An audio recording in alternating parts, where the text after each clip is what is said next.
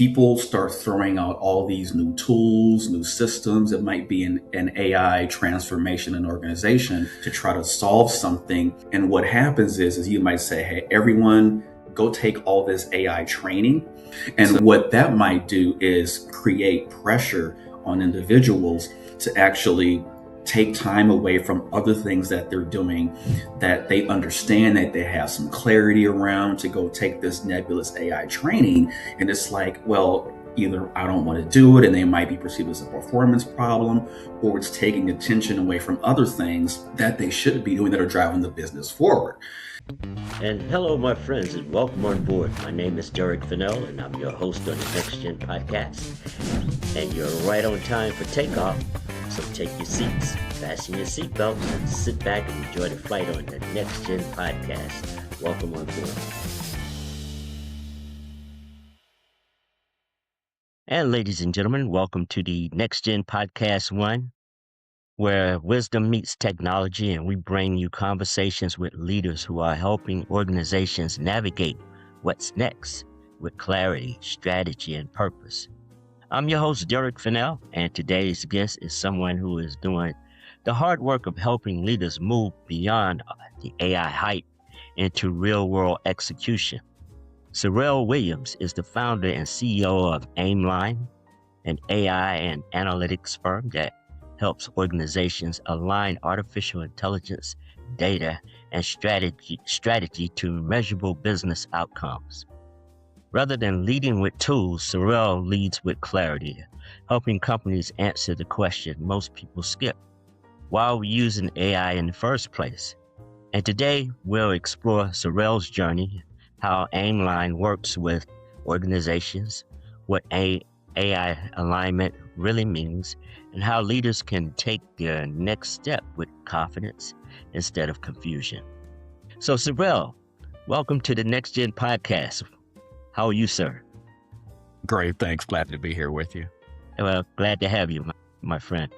So, Sorrell, let's go back to the very beginning. Let's take us back to the beginning, okay? What experiences led you to found Aimline? Woof.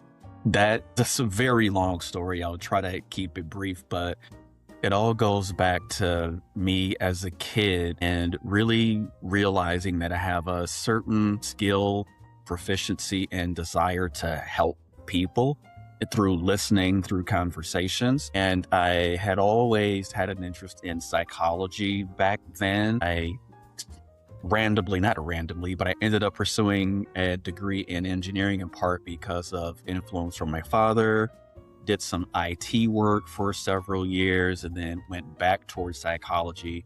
Decided to get a doctorate in organizational psychology because I wanted to go back to my roots in helping people. And I thought about clinical psychology at first, but I wanted to work more with functional people and organizations and not try to do therapy, quote unquote, fixing people. So I had been doing that for a while, ended up doing a lot of work in people analytics and talent management. And just last year decided that I was going to quit my job in April and start my own company, going back into helping people, into that helping profession through conversations, coaching, consulting. Okay. Well, that's awesome, man. That's, it's a bold move when you leave corporate America and hop out on your own, So I applaud you for that. Thanks. Now, you didn't name the company AI Solutions or Data Labs. You chose Aimline. What does that name represent philosophically? I had a feeling you would ask me that question. So the reason why I did that, my why is I want people to love their work. And for me, what I philosophically believe that it takes to do that is that you have to have a sense of agency or autonomy to do the things that you want to do. The other thing is being able to understand the type of impact that you have in the work that you're doing and recognize that there is some impact, and then also a sense of meaning and purpose. So that's where the aim comes from, AIM. And then there's the line part, which means that it's aligning all of those things. Agency, impact, and meaning is how I think about how I want to help people really enjoy the work they're doing and don't feel like it's drudgery and more sustainable. Okay. Okay. So now what problems were you seeing in the market that told you this needs a different approach? So what I saw in organizations is that people are typically throwing money at problems that they think they're trying to solve, and it's actually making it worse. Hmm. So what I mean by that is you might recognize that there's some challenge in an organization that people might think is a performance problem and not realize it's a capacity problem. So what I mean by that is people start throwing out all these new tools, new systems. It might be an AI transformation in an organization to try to solve something. And what happens is you might say, hey, everyone, go take all this AI training so Hmm. everybody can get ramped up on AI, because I Hmm. think people think about it as it's a solution looking for a problem sometimes, Hmm. versus Hmm. organizations having some clear strategy on what they want to do. Have Hmm. everybody go take mandatory AI training, for example. And what Hmm. that might do is create pressure on individuals to actually take time away from other things that they're doing that they understand, that they have some clarity around, to go take this nebulous AI training. And it's like, well, either I don't want to do it and they might be perceived as a performance problem, or it's Hmm. taking attention away from other things that they should be doing that are driving the business forward. Hmm. So in that case, it might actually create more constraints for an individual, because there's less time they have to do something. They're confused about why they're doing it. And all these things are really prohibiting them from performing at their best. Wow. Okay. That's some, you thought about this very deeply, I see. Indeed. Now, for our listeners hearing about Aimline for the first time, how do you explain what you do in simple, practical terms? What I do is I have conversations with leaders and organizations to help them uncover the underlying pressures that inhibit performance. Okay. Now, who is Aimline best suited for? Founders, enterprises, public sector, or all of the above? It's best suited for enterprises, Hmm. and the target usually is people that are within functions and enterprises that are responsible for just broader organizational performance. So it could Okay. be CHROs, chief people officers, chief human resource officers is the CHRO, chief people officers, leaders in talent, because they're often the ones that are saying, okay, we own the performance process, we own the training, we own all these people functions. So I'm targeting them to say, okay, let's have a conversation about what's really going to drive performance, what really might be inhibiting performance. And then once we know that, start tackling the real solutions to those things versus just falling back on what people tend to know that might not be targeting the actual cause of these problems. Okay. Okay. Now, walk us through what an engagement with Aimline typically looks like from first conversation to execution. Yeah. So from first conversation, there's just usually a conversation with me understanding what the scope of the challenge is, understanding why now, maybe what an organization has done to try to resolve this. And within that, I get a idea and picture of, is it bigger than a black box? What's the scope is? Who's the target audience? So am I targeting an individual? Am I targeting an entire team? Am I targeting an organization? So where exactly does the challenge lie, and where's the scope of that? And then from there, I start to figure out, is this a coaching engagement? Is this a consulting engagement? So for example, I might find that the challenge is there's a leader who's struggling themselves with really understanding how pressure is impacting them personally and Mm-hmm. wanting to move beyond that. So is there something in their head about their fear of evaluation and how they're being evaluated that's preventing them from showing up and doing their best? That's one approach. The other thing might be there's a team who's struggling because they have all these constraints. There's all these things being thrown at them. There's all this change that's happening, and they're having difficulty navigating that. And what organizations usually see as a trigger for me is there's some gap in some performance that's not being met. There's an expectation of performance here, and then people are showing up here.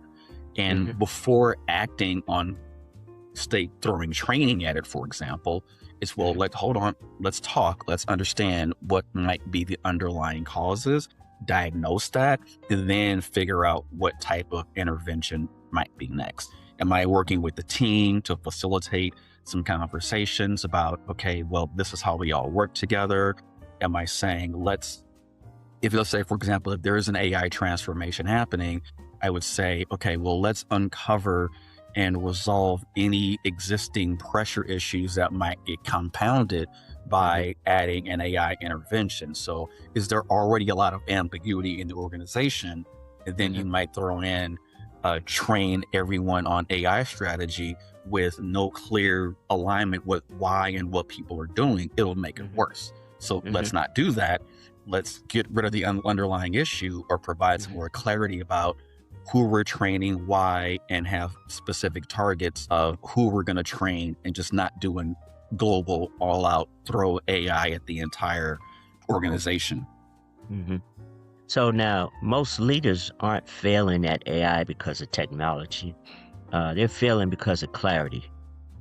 Where does that lack of clarity usually show up first? Again, I think it all comes back to the thought that, as I said, AI is a solution looking for a problem. Okay. People are so excited about it, and they're so hyped about it. They want to do it. A lot of people think it's the be all end all. And a lot of organizations feel like they need to start integrating a lot of AI to be competitive. But they aren't really clear about what that strategy is and how to execute that strategy and get everyone in the organization aligned on the why and the what of what they're doing, versus just saying, hey, here it is, we're rolling out it. Everybody needs to do no prompt engineering now. And folks are like, well, I don't understand how that connects to my job. And it creates a little bit of tension there. Anxiety, Now, what mistakes do you see? Well, you're kind of playing right into the questions that my next question here. Now, what mistakes do you see companies make when they rush into AI without alignment? So one of the things, as I talked about, is throwing training at everyone and then wondering why they're having low adoption or why people aren't attending the training, is because people don't understand the why behind it. So you're spending all this money trying to roll out AI training across the organization, and folks are like, well, first of all, the word mandatory in and of itself creates a bit of anxiety in people. They feel like they have to do it. And just psychologically, when you're told you have to do something, it creates a little bit of resistance in and of itself. You want people to understand the connection between why they're doing. That goes back to Aimline and what's the impact of what I'm doing? Do I have any agency in deciding this? If people are being told what to do, they don't have any agency. If people don't understand what the impact on their work is, if people don't see the meaning and purpose of it, they're much less likely going to want to engage in this. It's just like going to school. You know how you're in this program, right? And you're getting this degree in this particular program. But to get that degree, you got to take these courses that really have nothing to do with this degree. And then you got to take this test. And you hate taking that test because you don't understand the connection between that course and why you got to even deal with this. And so it creates that internal anxiety that you just spoke about. Would you Hmm. say that's correct? Yeah, The it is. assessment? Yeah. Hmm. So So now how does Aimline help leaders slow down just enough to move faster in the right direction? it's funny you say slowing down, because that is one of the things. It's like, before you start moving and taking action on whatever thing you might be doing from, let's say, a transformation or change standpoint, especially if you're trying to close some performance gap, is let's understand what's causing this gap in the first place. Because a lot of times organizations assume it's some competence challenge. People, they don't know how to, they don't know what, but that's often not the case. It's not that they just don't know how or don't know what, they just don't have the capacity, because there's so many other things happening. There's so many other constraints, whether it's time constraints, resource constraints, lack of clarity, ambiguity. All of these things could be the underlying challenges of what the thing is. And again, that often can happen in an AI transformation with ambiguity, lack of clarity, resource constraints, time constraints. Things are moving a lot faster. There are expectations for people to move faster with AI transformations. Organizations are trying to compete with other organizations. They're playing catch up. So things are moving really, really fast. And to your point, in order to move faster, you want to slow down so you can really understand what challenges you're addressing, so you don't spend your time, money, and resources in making the problem worse by creating even more constraints to performance. Yeah, I totally understand that. Now, without naming names, can you share an example where Aimline helped a client go from confusion to execution? Let me see if I could thinking of an individual right now versus a person. But I was going to speak in like generalities and kind of talk about what I've seen happen a lot. What happens a lot is that I'm thinking of a particular person when I think about this, is coming into the conversation with the idea of like, look, things aren't working out well for me the way that I want things to work out. And I have this surface level challenge of what I think the thing is. And I need help getting past these things and moving forward. And I would say, okay, wait a minute, let's slow down and let's really unpack what's going on here. And find, and in this situation, what I found was that the challenge really isn't the external environment that's creating a problem for this person and these constraints. It's the stories they're telling themselves and things that they believe about their own abilities and their own performance that's getting in the way. So it's like, no, you're fine. You have all of these beliefs, believe it or not, from when that were shaped from when you were actually a child, that leads you to think about yourself in this way, that I can't, I'm not able to, I should. And it's, how do you quiet that self-talk and that evaluation so that you actually can perform? A lot of what I use are tools from performance psychology, which is often used in sports, and helping people think through what are some of the mental skills that they can use to address their performance issues.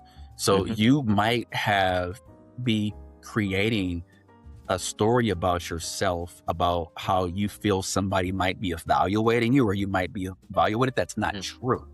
And in this case, it's like, look, the story you're telling yourself, I help them uncover, is not true. This is the reality. And here's how you challenge that story about what you believe about yourself and your ability to perform and show up, and how you move forward beyond that. And they were stuck for a really long time, and it helped them get unstuck and start to move forward. That's an example of someone that I'm actually coaching right now, that I help them think through. Now, what kind of results should leaders realistically expect when AI is aligned properly? So one of the things is one of the best, I think, is an actual ROI, and which they should actually start with what that business case is in the first place, is where I think people don't really start, is the business case and understanding what the ROI might be. Mm-hmm. And then figuring out what exactly they need to do to get to that ROI by aligning whatever the business strategy is to specific actions being taken in the organization to roll out AI. Because if there's no alignment with that, you're just like throwing money everywhere and you're just like spending money and wasting money. You're more likely to see people actually engage in any training or learning. You're likely to see increased rates and training compliance, meaning people completing the actual training because they know why they're doing it. They can see the connection between what they're doing. And if there's specific results that you're expecting to see from how it's being used in the business and behavior, whatever those are that the organization set, you likely see those. Now, when you talk about ROI, like what metrics within the ROI framework actually matter and which ones are distractions? What should they be? That's a good question. So the ones that one of the biggest things is just really understanding what the actual cost of whatever this rollout is, whether it's personnel, tools, resources, whatever. And depending upon what you're trying to solve or what your end goal is, whatever that measure is, are you trying to increase the speed of which you're producing some product? Are you trying to increase the speed of decisions? Are you trying to increase some sales metric or number? The closer that number is to whatever drives the business, the better. There could be leading indicators of some of these things that you might want to look at. Again, a leading indicator is going to be something like training compliance, training completion. Leading indicator would be something like, are people actually learning the things that they're supposed to be learning from the training? Another leading indicator is, are people actually doing the things that they're supposed to be doing that they learned from the training? And if all of those things if the answer is yes to all of those things, then ideally the lagging indicator, the ROI, is, am I getting a net increase in whatever that number is that's important for the business?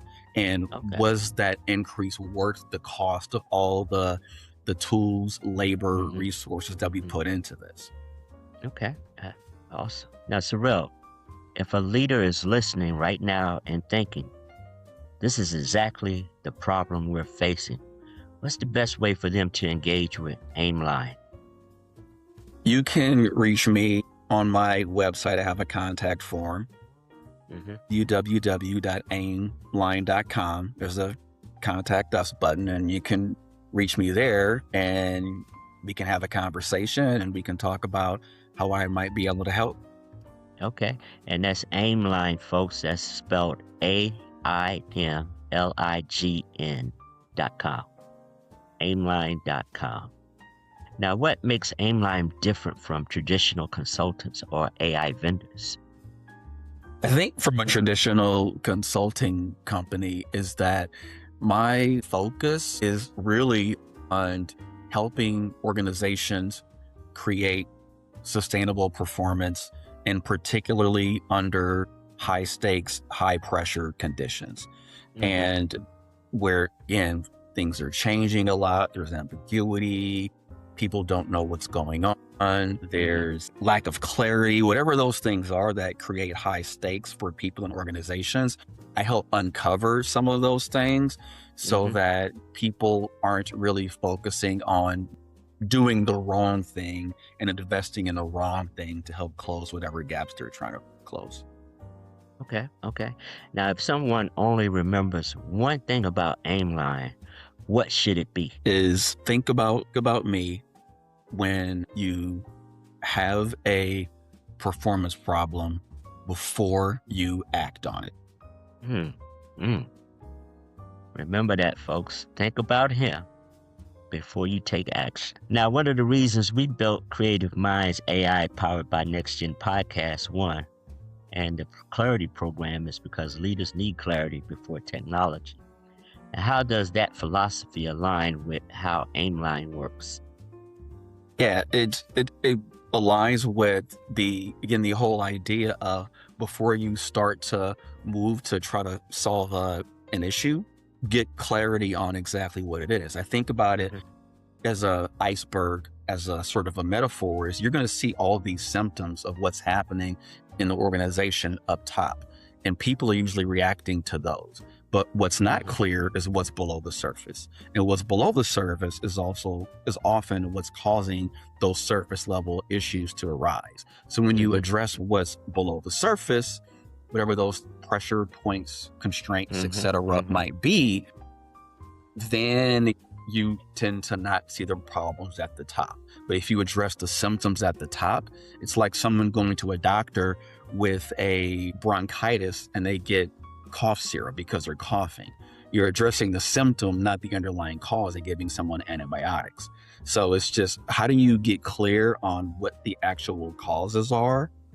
And how do you address those actual root causes, which I tend to look at as far as these different types of pressure before you move forward. Now, what's the biggest mindset shift leaders must make to succeed with AI over the next 3 to 5 years? So we're looking out in the future. How do you see things progressing over the next 3 to 5 years? What's that mindset that has to shift? I think there's two things. There's one, what I think needs to shift and how I see it happening. What I think needs to shift is actually thinking about, what problem am I trying to solve? And is AI even the right tool for me to solve it? And how do I use AI to try to solve that problem? And what I suspect might happen over time is just people will eventually start to maybe slow down and wake up and realize that it's not a be all end all, but it has many use cases for many types of problems, and just really aligning what's the problem I'm trying to solve with the use case of AI. And once you do that, you're going to be in a much better position to actually get that ROI, to be able to advance as a business and mature in ways that AI can actually help you. Okay. So now, Sorrell, what's one truth about AI and leadership you want every decision maker to internalize? Keep saying this, that it's not a solution looking for a problem. It's a solution. It can be a solution to your specific challenges that you should identify that are important to you and your business. Okay. And I have one last question for you, Sorrell. Are you a coffee drinker or a tea drinker? Tea, but usually only when I'm sick or I'm visiting my wife's family, because they drink tea all the time. Okay. Well, Sorrell, I just want to say thank you for bringing clarity, discipline, and humanity to the AI conversation, and for showing leaders that alignment beats hype every time. And to our listeners, if today's conversation resonated with you, I encourage you to explore Aimline at aimline.com to see how Sorrell and his team help organizations turn AI into real outcomes. And if you're still working through your why and before your what, we invite you to explore the Clarity Program from Creative Minds AI powered by Next Gen Podcast 1, because clarity is the first system every leader needs. This is Derek Fennell. Thank you for listening to Next Gen Podcast 1. And until the next time, lead with clarity, align with purpose, and execute with confidence. Thank you, Sorrell. And it was truly a pleasure to have you on board. Thanks. My pleasure also. Okay. Boom.